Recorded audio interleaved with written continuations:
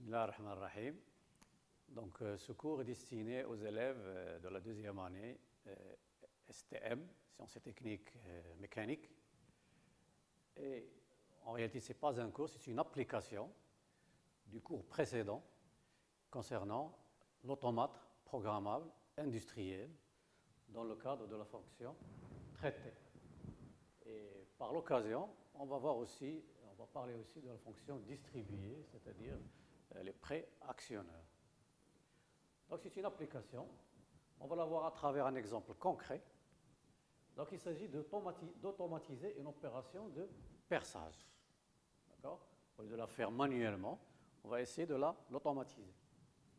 Donc, on a ici une pièce brute et on désire exécuter ici un trou de ce côté, un trou de ce côté-là. Donc, on va faire une opération de perçage. Bon, l'automatisation de ce côté-là va être exactement identique à l'autre côté, donc on va s'intéresser au côté droit. Donc, vous savez que l'opération de perçage s'effectue grâce à un forêt, d'accord ? L'outil de perçage, c'est le forêt. Et donc, l'appareil qui va nous actionner le forêt, on va l'appeler une unité de perçage. Donc, unité de perçage.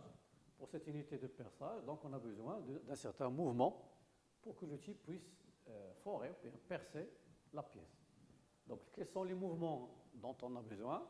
Tout d'abord, on a besoin d'un mouvement de coupe, donc rotation de l'outil, à une certaine vitesse, bien sûr, qui dépend, comme vous le savez, de la vitesse de coupe qu'on vous désirez. Et de deux mouvements, un mouvement d'avance pour percer la profondeur désirée et un mouvement de translation aussi, mais dans l'autre sens, pour dégager l'outil, après avoir percé la pièce. Donc on a besoin de trois mouvements. Donc cette unité de perçage, à quoi elle va ressembler, par exemple? Voici un exemple d'une unité de perçage, d'accord, qu'on utilise dans l'industrie. Et ça, c'est le schéma cinématique de cette unité de perçage. Donc en gros, rapidement, l'unité de perçage, il y a un moteur électrique. Voici le moteur électrique, qui va transmettre le mouvement de rotation à travers une transmission. D'accord ? Ici, il s'agit de système polycourroie, plus engrenage, des roues dentées. Donc, ce mécanisme, cette transmission va nous fournir le mouvement de coupe, le mouvement de rotation, d'accord ? Le mouvement de coupe. De quoi? De la broche. La broche, comme vous le savez, c'est la pièce qui va recevoir l'outil de perçage qui est le forêt. Donc voici le premier mouvement. Il nous reste les deux translations, c'est-à-dire la sortie de l'outil et le dégagement. Il va être fourni ici par un vérin pneumatique, d'accord? Donc on a besoin, donc double effet, donc on a besoin de deux orifices, un orifice O1 pour faire sortir la tige et un orifice O2 dans lequel on va envoyer de l'air comprimé pour la faire reculer ou bien la faire rentrer. Et comme vous voyez ici, cette liaison encastrement avec la broche. Et donc, lorsque la tige va sortir, elle va faire sortir la broche dans laquelle est fixé l'outil de perçage qui est le forêt. Et donc, à la sortie de la tige, on va avoir le mouvement d'avance de l'outil. Et la rentrée de la tige, on va avoir le dégagement de l'outil. D'accord? Et donc, on va automatiser cette opération. Donc, par quoi on va l'automatiser? Donc, si vous voulez ça, ce que je viens de représenter, ça c'est la partie opérative, c'est-à-dire c'est la partie qui va nous faire le travail qu'on veut automatiser. Donc, ça c'est la partie opérative. D'accord? Et donc maintenant, on va voir la partie commande. Donc, avec quoi on va commander ces opérations? Par ce qu'on appelle un automate programmable industriel, que vous avez vu dans la leçon précédente, qu'on appelle aussi par abréviation un API. Donc, à quoi ressemble un API? Il ressemble à ça. Bon, il y a beaucoup de modèles, beaucoup de formes, beaucoup de tailles. Ça dépend des firmes, bien des sociétés qui les fabriquent. On va prendre un exemple. Donc, ça ressemble à peu près à un petit ordinateur minimaliste, c'est-à-dire le minimum. Donc, un petit écran, des touches. Donc, il n'y a pas de clavier, des touches pour entrer les données. Et surtout, un module d'entrée ici, dans lequel on va brancher les informations, on va connecter les éléments qui vont nous donner les informations, c'est-à-dire qui vont nous réaliser la fonction acquérir, c'est-à-dire les capteurs, ou bien les boutons poussoirs, etc. Donc ça, c'est le module d'entrée. Chaque connexion, elle a un code, par exemple ici I1, I2, I3, etc. Et un module de sortie dans lequel on va connecter les sorties,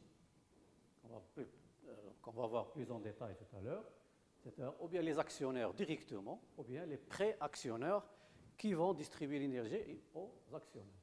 Donc ça, c'est ce qu'on appelle un automate programmable industriel. Donc le déroulement des opérations est ici donné par le graphe 7, que vous devez connaître. Vous avez vu aussi à l'occasion d'une leçon précédente. Donc le graphe 7, c'est un outil graphique qui permet de décrire les opérations qui vont se dérouler. Donc par exemple, on va commencer par une étape initiale. Donc le graphe 7 est composé d'étapes et de transitions. Donc l'étape initiale, on va l'appeler 0.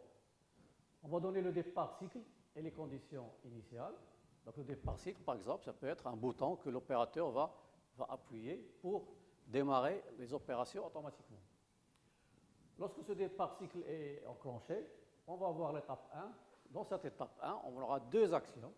Donc on va sortir la tige 44. Je vous rappelle la tige 44. La tige 44, c'est la tige du vérin. On va la faire sortir pour obtenir le mouvement d'avance de l'outil. Et en même temps, on va mettre le moteur en rotation. Pour que le forêt puisse tourner, puisse percer, il doit tourner. Donc mettre le moteur en rotation. Une fois qu'on a terminé l'opération, c'est-à-dire la tige est complètement sortie, c'est-à-dire le trou est complètement percé, voilà, tige sortie, il faut rentrer le forêt et arrêter le moteur. Il est inutile de continuer à faire tourner le moteur puisque l'opération de perçage est terminée. Donc rentrer la tige 44, arrêter le moteur. Lorsque la tige 44 est complètement rentrée, on revient à l'étape initiale et si on réappuie sur le départ cycle, le cycle recommence automatiquement. Alors toujours pour automatiser un mécanisme, on nous donne ce qu'on appelle un document ressources, c'est-à-dire dans lequel on va donner les désignations des différentes entrées et différentes sorties. Donc par exemple, le départ cycle, on va lui donner le symbole DCY. Pour contrôler que la tige est sortie, on va l'appeler TS. Je vous rappelle, ce TS va être donné à un capteur de fin de course, d'accord, qui va être enclenché lorsque la tige atteint ce fin de course. Et tige rentrée, on va l'appeler TR, d'accord. Donc ça, c'est les entrées. Donc ici désigne ce qu'on appelle dans le graphe 7 les transitions. De l'autre côté, on a les sorties. Donc la sortie de la tige 44, on va l'appeler V+, V comme vérin. La rentrée de la tige, on va l'appeler V-. Et la rotation du moteur, on va utiliser un contacteur qui va distribuer l'énergie électrique au moteur électrique. Donc contacteur, mettre le moteur en rotation. Ce contacteur, on va l'appeler KM. D'accord? Et donc, on va utiliser ces désignations pour répondre à la première question. Écrire le graphe 7 du point de vue de la partie commande. Parce que ce graphe 7, on l'appelle le graphe 7 niveau 1 ou bien le graphe 7 point de vue partie opérative. Donc pour écrire le même graphe 7 du point de vue partie commande, il suffit de refaire ce graphe 7 mais en utilisant ces symboles. Et donc, on obtient le graphe 7 point de vue partie commande. Donc vous voyez ce qui a été écrit tout à l'heure, départ cycle et tige rentrée, d'accord, devient DCY, TR, DCY et TR. Tout à l'heure, on a dit sortir la tige du vérin. Maintenant, on a juste fait le symbole V+. D'accord. Même chose pour tige sortie, donc c'est TS. Même chose pour vérin, faire rentrer le vérin, faire rentrer la tige du vérin, on utilise V-. D'accord? Donc on a utilisé ces symboles-là pour les entrées et ces symboles-là pour les sorties. D'accord? Ensuite, on va nous demander d'écrire le même graph7, mais cette fois-ci en utilisant les codes du automate programmable industriel. Alors, le modèle s'appelle Zelio, c'est un modèle parmi d'autres. Et on va utiliser les entrées qu'on a vues tout à l'heure, les I1, I2, etc. Donc cette fois-ci, on va utiliser ces symboles. Donc vous voyez, codage Zelio, on va utiliser ces symboles-là. Pour les entrées et pour les sorties, on va utiliser ceux-là. Alors qu'est-ce que ça donne? Pardon.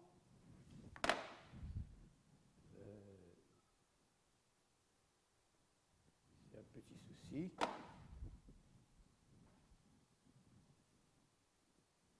Donc, graph7 codé API Zelio, et on obtient ce codage. Vous voyez? Donc, c'était comme ceci. On obtient les symboles qu'on a vus tout à l'heure. C'est-à-dire I1, I3, I4 à la place de TCY et TS et TR. Et Q1, Q2, Q3, Q1, Q2, Q3 à la place de V plus, V moins, KM. Donc ça s'appelle le graph7 codé API, automate programmable. D'accord?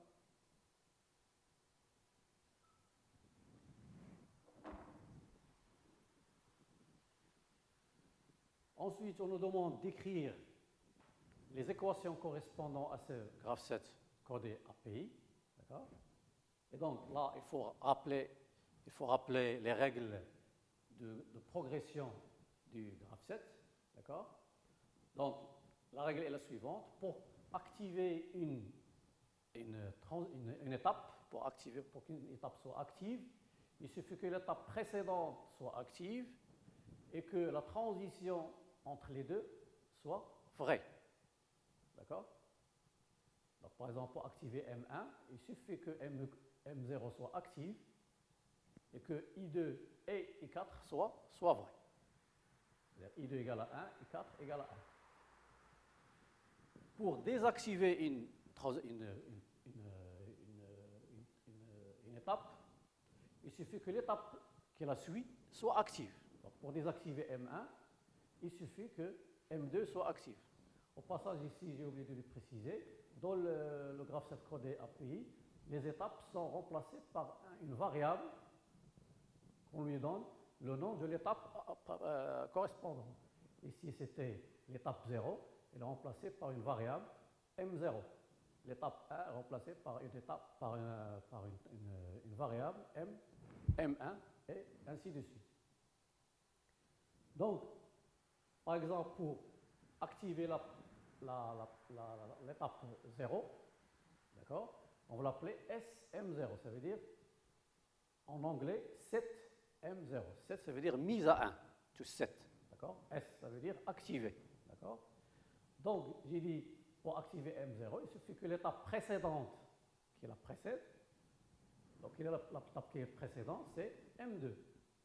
Donc, M2 et la transition qui est entre M2 et M0, c'est I4. Voilà, I4, d'accord. Mais l'étape initiale, elle a aussi une particularité, c'est qu'elle peut être active lorsque toutes les autres étapes sont désactivées. Donc, les autres étapes désactivées, c'est-à-dire qu'il ne reste que M1 et M2, donc ou M1 bar et M2 bar. D'accord?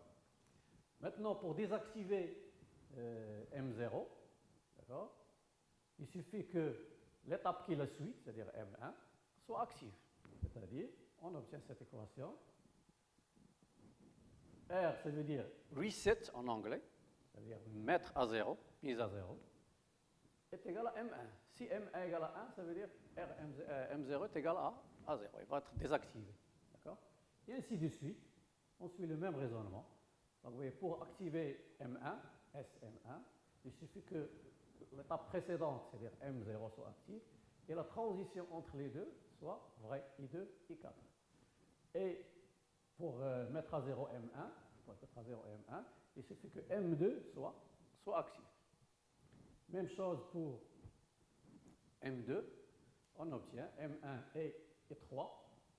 M1 et donc pour activer SM2, il suffit que l'étape précédente soit active et la transition entre eux soit vraie et 3. Et ainsi de suite, même chose pour RM2, on obtient RM2 égale M0 parce que M0 suit M2.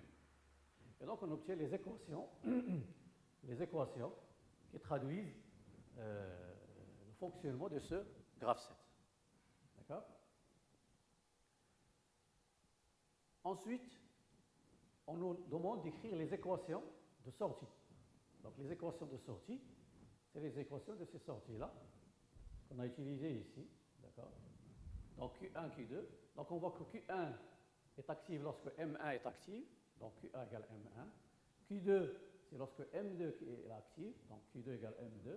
Et Q3, c'est M1. Donc Q3 égale M1. Donc on obtient les équations des sorties.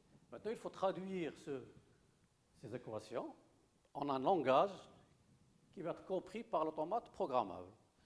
Donc, il y a plusieurs langages utilisés, parmi lesquels le plus utilisé, on appelle le langage ladder, qu'on utilise pour programmer l'automate programmable qui va exécuter ce graphe 7. Donc, pour écrire ce graphe 7, ce programme ladder, il suffit de considérer ces variables comme des contacts électriques, d'accord? Et lorsqu'on a une fonction A, c'est-à-dire point, les contacts vont être en série. Et lorsqu'on a une fonction OU, les contacts vont être en parallèle. Et lorsqu'on a une fonction non, c'est-à-dire bar, le contact sera normalement fermé. Et lorsqu'il n'y a pas bar, le contact sera normalement ouvert. Donc par exemple, SM0, égale à M2 et I4 plus M1 bar, il ne faut pas dire plus, mais dire ou M1 bar et M2 bar va se traduire par ce schéma électrique. Donc vous voyez, on a M2 et I4 ou M1 bar, M2 bar va nous activer la mise à 1 de M0. Et on a la même chose pour toutes les autres équations. Je prends par exemple celle-là. Donc SM1 égale M0 et I1 et I2. Voilà, SM1, donc M0 et I2 et I4. Et ainsi de suite. Il suffit de suivre la règle qu'on a dit. Lorsque on a une fonction A, c'est en série. Lorsqu'on a une fonction OU, c'est en parallèle. Et lorsqu'on a une fonction non, c'est un contact normalement fermé. Et puis vous avez les équations de sortie. D'accord? Donc on a dit Q1 égale M1, Q2 égale M2 et Q3 égale M1. Maintenant, l'intérêt de ce automate programmable, c'est qu'on peut faire entrer ce logiciel, ce programme, juste par un ordinateur de bureau, d'accord? Il y a des applications. Lorsqu'on ouvre cette application, on trouve un écran comme ceci, et donc je pose les contacts comme je veux, ou bien fermés, ou bien ouverts, et ici c'est les sorties et les variables M1, M2, etc. D'accord? Lorsque je termine d'écrire ce langage qu'on appelle le langage ladder, ou bien le langage à contact, il y a une fonction de simulation, sans passer par la réalisation. On peut d'abord le simuler, on le simule. Lorsque ça marche, on branche l'API avec l'ordinateur, d'accord? Avec l'ordinateur, et on fait passer ce programme vers l'automate programmable. On peut utiliser aussi un autre langage, d'accord? À la place des contacts électriques, on peut utiliser des fonctions logiques, c'est-à-dire des portes logiques. On a déjà vu les portes logiques, et, ou, etc. Donc, par exemple, deux contacts en parallèle, on va mettre la fonction et, ou bien si deux contacts en série, on va mettre la fonction ou. on l'appelle un exemple de langage FBD. Et aussi, c'est utilisé à la place du langage ladder. Mais le langage ladder, il est plus utilisé que l'autre.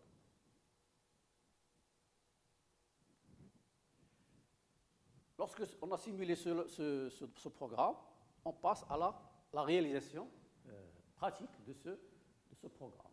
Donc nous avons ici l'automate programmable, les modules d'entrée, les modules de sortie, d'accord? Et donc, qu'il faut brancher avec les entrées, c'est-à-dire les capteurs de tige sortie, tige entrée et le bouton de départ cycle. Et puis les sorties, on doit les brancher avec le préactionneur pneumatique, c'est-à-dire un distributeur pneumatique. Et on voit ici qu'il est à commande électrique, électromagnétique. Ce sont des bobines qu'il faut brancher avec les sorties. Et puis ici, le contacteur du moteur KM qui va donner l'énergie électrique au moteur. Et donc on va compléter ce branchement. Donc tout d'abord nous avons le courant de 220, normal. L'automate programmable, comme vous voyez ici, travaille avec 24 volts. D'accord? Il y a des modèles qui travaillent à 24, des modèles qui travaillent à 12, etc. Donc il faut d'abord brancher l'automate programmable sur 24 volts. Et ici, c'est le symbole d'un transformateur qui ramène 220 au 24. Et après, on va brancher nos capteurs de fin de course I2, I3, I4. Et donc, ils vont être branchés. Ici, voici DCY, le bouton DCY, départ cycle, le bouton, le capteur TS, qui nous dit que la tige est sortie. D'accord? Et le capteur qui va nous dire que la tige est rentrée, TR. D'accord? Ensuite, je vais prendre ici le moins et le plus pour brancher les deux bobines du distributeur et du contacteur du moteur. Et donc, je prends ici une connexion du moins, d'accord? Puis du plus, que je vais utiliser pour brancher les différentes sorties. Donc, par exemple, ici, pour brancher V-, donc V-, on a dit, c'est la sortie qui va nous faire entrer la tige du vérin. Donc, vous voyez, le circuit est fermé, du plus, du moins, je sors, vous voyez, je passe par Q2, et puis je dois sortir par Q2 et aller vers le plus. Donc, la même chose pour V+, voilà, la sortie de la sortie, puis je pars vers le plus. Donc, j'ai un circuit fermé pour Q1. Donc, Q1, le plus, le moins, V+, et je reviens. Lorsque Q1 sera fermé, V+ va être alimenté. Et c'est la même chose pour Q2 et pour Q3. Voilà pour Q2. Et voilà pour Q3 qui va alimenter la bobine ou bien le contacteur qui va nous commander. Donc on a dit, ici par exemple, on peut ajouter le circuit de puissance qui va fournir l'énergie électrique au moteur qui nous donne, on a dit, le mouvement de coupe du forêt. D'accord? Et puis ici, on doit aussi compléter la connexion entre le distributeur pneumatique et le vérin double effet. Donc, vous voyez ici, il est dessiné dans la position tige rentrée. D'accord? Et donc ici, ce symbole veut dire que l'air comprimé entre par là, on suit la flèche. Donc pour que la tige soit rentrée, il faut que cet espace soit rempli d'air comprimé. Donc je dois brancher cette flèche-là avec l'entrée du vérin. Voilà. Donc l'air vient de là. Et donc la tige est rentrée par la force de la pression de l'air. Et pour faire sortir la tige, au contraire, il faut que, lorsque la tige, le vérin est en train d'entrer, l'air qui était ici, il doit passer à l'échappement. Il doit sortir. Si on ne le sort pas, la pression ici va être la même et la tige ne va pas se déplacer. Donc ici, cet air-là, on doit l'évacuer, ou on va l'évacuer vers l'échappement. D'accord? Donc je dois brancher cet orifice-là avec l'orifice d'échappement. Voilà, donc l'air va se reporter ici. Et lorsqu'on va déplacer grâce à V+, le tiroir va bouger et on aura, au contraire, ces deux connexions vont se connecter ici. Et on aura le contraire, l'alimentation va passer par là, l'air comprimé, et cet air-là va être évacué par l'échappement. Et donc on a ici terminé le branchement de l'automate programmable avec les entrées, d'accord, les 3 capteurs DCY, tige rentrée, tige sortie, d'accord, et avec les 3 sorties, les 2 bobines du distributeur pneumatique. Au passage ici, on peut rappeler sa désignation, c'est un distributeur, donc 2 positions, d'accord, et combien d'orifices? 1, 2, 3, 4, 5. Donc c'est un distributeur 5, 2. 5 orifices, 2 positions à commande électromagnétique bistable parce qu'il est commandé des 2 côtés pour commander un vers un double effet. Et ici, la 3e sortie, c'est le contacteur KM qui va alimenter ici, par exemple, on a dit on peut ajouter le circuit qui va commander le circuit de puissance du moteur.